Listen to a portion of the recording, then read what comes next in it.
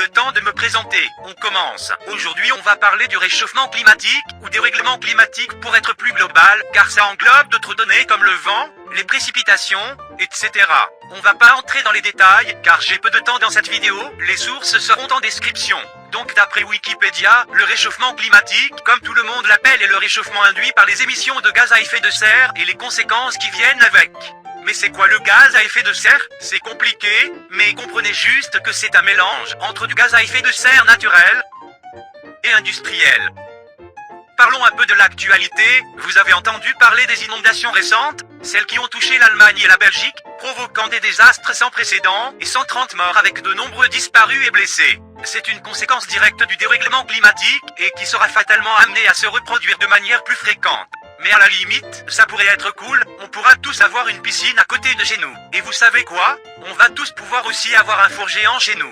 Et oui, la hausse de température provoquera de nombreux incendies, comme il y a eu en Australie et plus récemment en Amérique du Nord avec le dôme de chaleur, amenant les températures à 50 degrés. À ceux qui disent que le réchauffement climatique amènera le soleil, je suis au regret de vous annoncer que vous ne réussirez pas mieux à bronzer. Et de plus, ça ne ramènera pas la lumière dans votre caboche.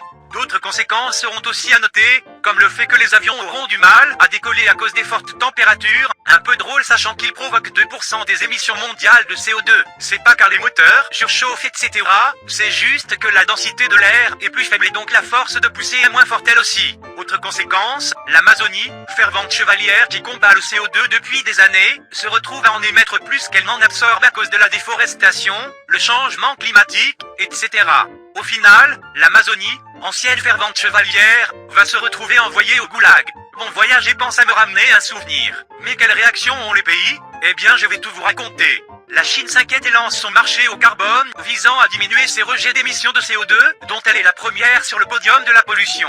Leur but est d'atteindre la neutralité carbone d'ici 2060. Les entreprises chinoises seront donc obligées de réduire leurs émissions de CO2, sous peine d'avoir des pertes économiques. Plus d'infos dans les sources. Le Groenland a annoncé l'interdiction de la recherche du pétrole après avoir déjà bloqué l'exploitation de l'uranium. On remerciera le gouvernement du Groenland, qui prend la crise climatique au sérieux. Mais on le sait bien, les riches, en majorité, préfèrent le profit que le futur de l'humanité, alors qu'ils finiront comme tout le monde. Le souci, c'est qu'il aurait fallu agir il y a longtemps, car le réchauffement climatique a commencé depuis 1830 environ, et concernait majoritairement l'Arctique, les océans tropicaux et a atteint le reste de l'hémisphère nord. Mais l'espoir n'est jamais vain, on peut toujours agir, donc agissons car ensemble on pourra le faire, et les politiques commencent à se rendre compte du réel problème et semblent agir eux aussi. Sur ce, je vous laisse, consultez les sources en description pour en savoir plus. Un jour je ferai une vidéo plus détaillée que celle-ci, car 2 minutes ce n'est pas assez pour en parler.